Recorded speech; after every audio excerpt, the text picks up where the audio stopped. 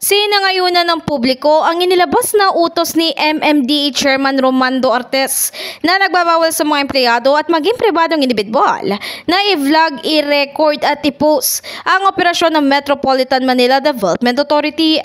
Ano naman, pabor ako dun. Siyempre, oras ng trabaho yun eh. Siguro meron ng official photographer na lang.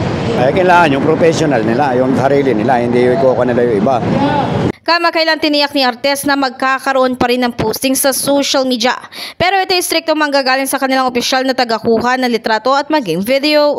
Samantala, binatikos naman din ni Senator J.V. Ejercito ang ipinakitang ugali ni MMDA Special Operation Group Strike Force Head Gabriel Go kay Police Captain Eric Felipe dahil tila nagpapakita raw ito ng pagka-arugante.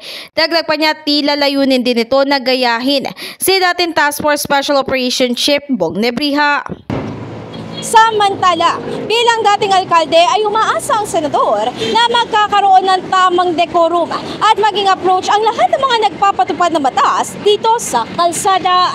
In the heart of changing lives, ako si Brigada Ann Cortez ng 105.1 Brigada News FM Manila, the Music News of 40.